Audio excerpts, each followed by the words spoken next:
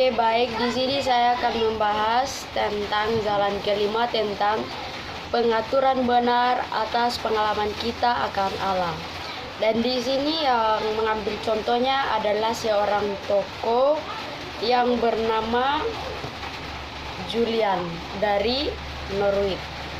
Dan pengalaman dia atau rangkulan kebaikan Allah itu adalah seorang yang lahir setelah wabah hitam melanda Inggris. Dan ia juga adalah seorang yang selalu setia dalam doa dan merenungkan firman Tuhan. Kita sebagai manusia juga kita harus meniru sifat dari Julian ini agar kita selalu mengandalkan Tuhan dan kita merenungkan Taurat Tuhan siang dan malam.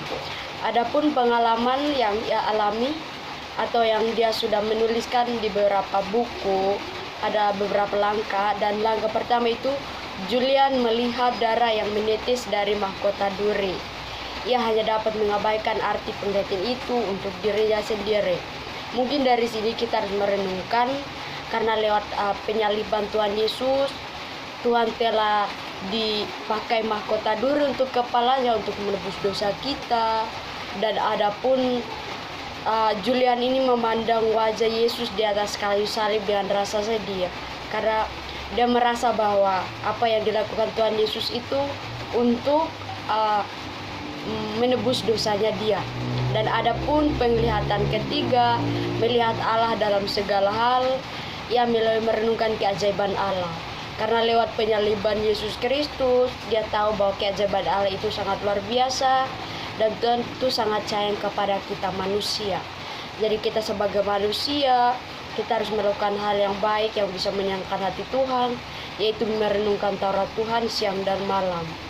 Dan adapun tokoh yang ketiga yaitu John Wesley, peran pengalaman religiusnya dia itu tentang pemberian hidup dan adapun sejarahnya sendiri.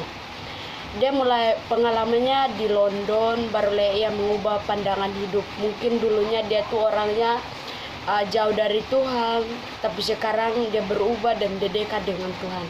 Itu adalah salah satu contoh yang kita harus patut ditiru dan kita pakai untuk jadi suatu alat buat kita yang belum berubah dan sepenuh hati. Kita harus belajar dari tokoh kedua ini atau John Wesley.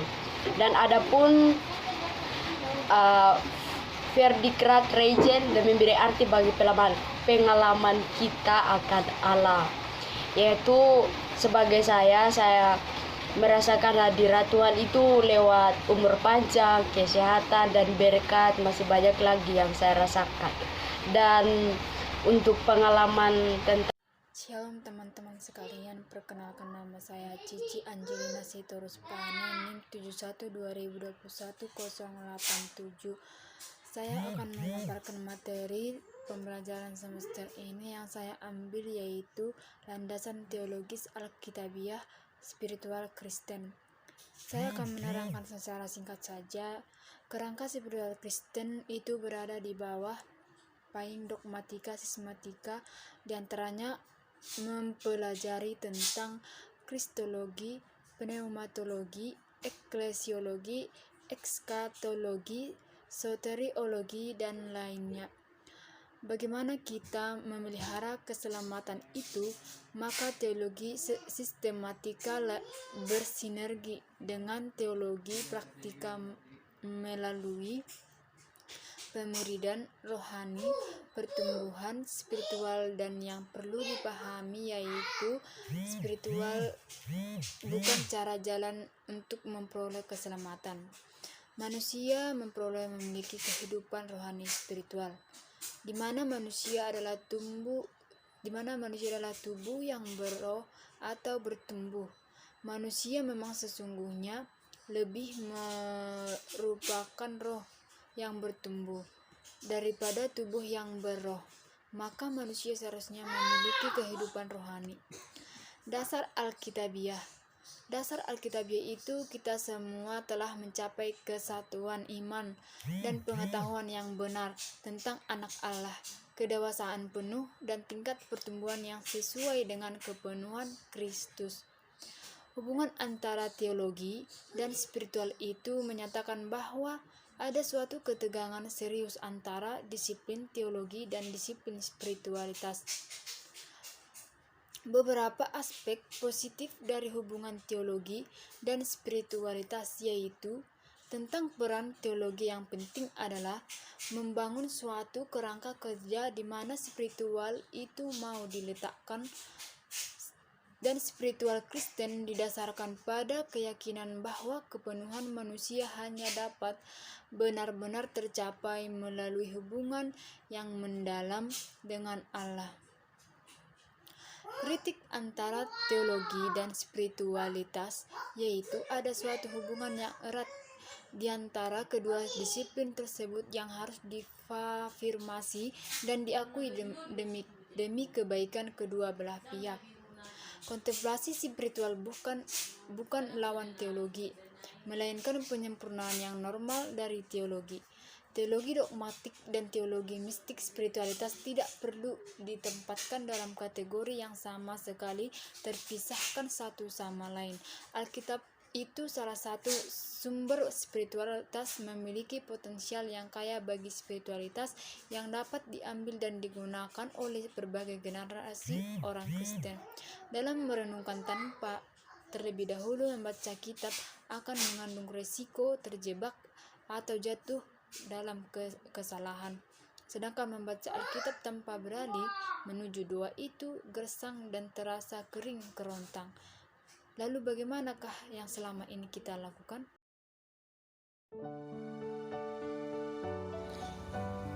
Berbicara mengenai kaum naturalis, mungkin di antara kita masih terasa asing di telinga. Namun, tahukah kamu bahwa sebenarnya kita ini adalah kaum naturalis? Mengapa demikian? Karena siapa saja yang merasakan kehadiran Tuhan, kedekatannya dengan Tuhan di alam terbuka adalah pengertian dari kaum naturalis. Dalam buku Sacred Pathways yang ditulis oleh Gary L. Thomas, ketika Gary L. Thomas melakukan perjalanannya ke hutan, ia merasakan cinta kasih Tuhan, kedahsyatan Tuhan dalam ciptaannya. Momen kecil yang ia rasakan begitu sangat berarti bagi dirinya, di mana ia merasakan jauh dari hiruk-pikuk kota, hiruk-pikuk jalan raya, toko, dan mal. Dengan apa yang dialami oleh Gary L. Thomas membuat kita menyadari bahwa kita hanyalah makhluk terbatas dan dicintai oleh Allah yang tak pernah terbatas. Keheningan dan ketenangan memperkuat ibadah kita kepada Allah dalam alam yang adalah katedral Allah. Walaupun banyak di antara kita yang tidak terbiasa beribadah di luar ruangan, akan tetapi secara tidak sadar, keheningan dan ketenangan alam membawa kita lebih dekat lagi dengan Allah.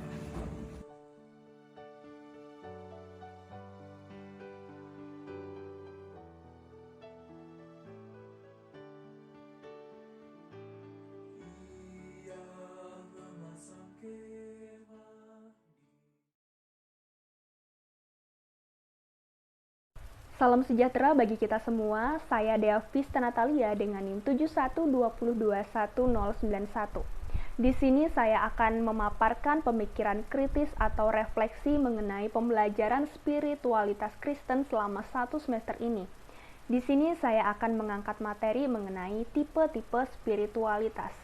Kita ketahui bahwa ada beraneka ragam tipe spiritualitas, sebut saja ada 9, yaitu naturalis, indrawi, tradisionalis, asketis, aktivis, pemerhati, antusias, kontemplatif, serta intelektualis. Nah, dari berbagai tipe spiritualitas ini, ada kaitannya dengan pengalaman pribadi saya. Jadi di sini saya akan sedikit sharing mengenai permasalahan yang saya hadapi, kemudian akan saya tarik konklusi untuk kemudian saya berikan solusi atau pemikiran kritisnya. Nah, saya punya orang tua yang tipe spiritualitasnya itu adalah tradisionalis, yang memang berbeda dengan saya, yang saya sendiri adalah antusias.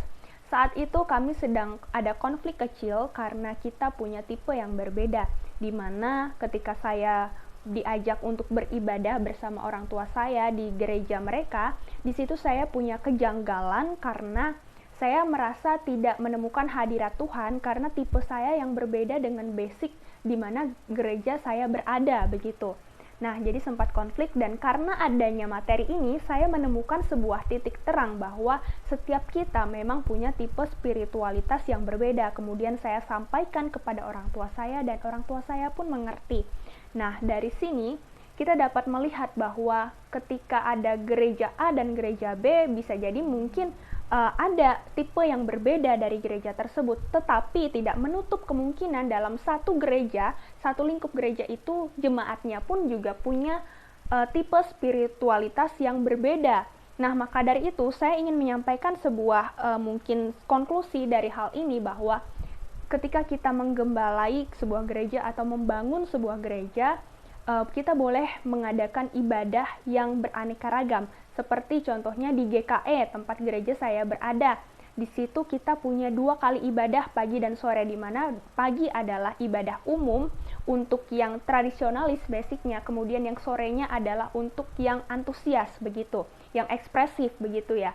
Jadi meskipun dalam satu lingkup gereja itu punya tipe spiritualitas yang berbeda jemaatnya, namun mereka tetap dapat bersatu karena adanya fasilitas dari ibadah yang berbeda untuk menghargai setiap spiritualitas yang ada. Demikian pemaparan yang dapat saya sampaikan. Mohon maaf jika ada kesalahan. Sekian dan terima kasih. Perkenalkan, nama saya Felisin Julia Betty, NIM 71-2021-092. Saya akan membahas materi tentang perjalanan kedua, yaitu kehidupan rohani sebagai perjalanan.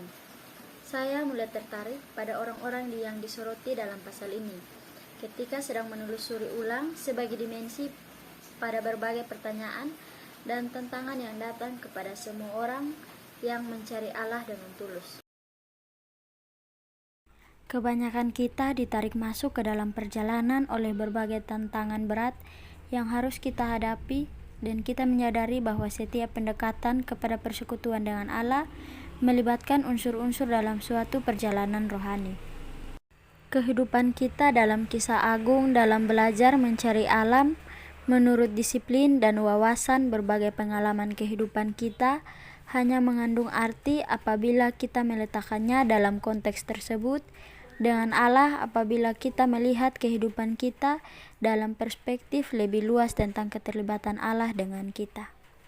Berbagai tantangan dalam persekutuan kita dengan Allah di bawah pengaruh ada 8 pemikiran mematikan yang menyusut menjadi 7 dosa maut, yaitu kerakusan, kemarahan, keserakahan atau ketamakan, kecemburuan atau pementingan diri, kesombongan, hawa nafsu atau kecemaran, ketidakpedulian atau keputusasaan, dan kemurungan atau depresi. Kedelapan pemikiran mematikan ini dapat melemparkan kita keluar dari jalur dan menghambat pencarian kita akan persekutuan dengan Allah. Begitu satu pemikiran mematikan kita dan berhasil mempengaruhi kita, terjadilah kesempatan bagi pemikiran mematikan berikutnya.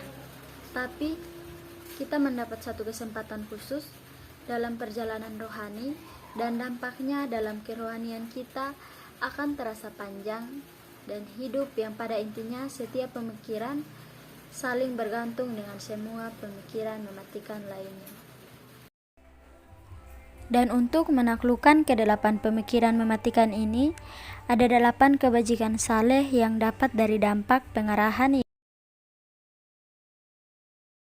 Di saat kita memilih untuk memasuki kehidupan yang menuntun kita kepada Allah, maka kita harus terus berjuang untuk mencapai tujuan akhir hidup kita, bukan lagi menurut kehendak kita, melainkan kehendak Allah. Melalui gereja, perjalanan kehidupan rohani kita juga dapat terus bertumbuh dan berhasil. Halo, perkenalkan nama saya Diana Naklui dengan NIM 71 2021 093. Berikut adalah tugas akhir saya mengenai mata kuliah spiritualitas Kristen. Pemimpin. Menjadi seorang pemimpin tidaklah mudah. Seorang pemimpin harus mempunyai karakter yang dapat membantu, memberikan motivasi, dan mempengaruhi orang lain. Pelecehan spiritual.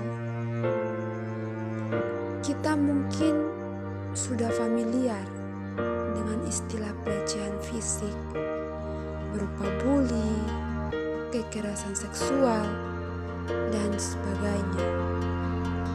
Tapi di sisi lain, kita tidak sadar kalau pelecehan tidak hanya fisik atau bagian luar diri kita. Karena pelecehan juga secara spiritual. Kebanyakan kasus pelecehan spiritual terjadi di lembaga keagamaan di dalam gereja. Misalnya, pelakunya bisa penatua, pendeta, dan bahkan anggota gereja sendiri. Begitu sakit dan sedihnya mengetahui hal ini. Tapi tidak tertutup kemungkinan pelecehan semacam ini juga bisa terjadi dalam hubungan suami istri. Siapapun dan dari sistem kepercayaan apapun bisa jadi pelaku pelecehan spiritual. Dampak dari pelecehan spiritual begitu terasa. Individu yang menjadi korban akan dibebani dengan rasa bersalah, dihakimi, atau didakwa, dan bingung dengan kelayakan sebagai orang Kristen. Marilah kita menjauhi pelecehan spiritual. Jadilah pemimpin yang membangun dan pemimpin yang bijaksana. Terima kasih.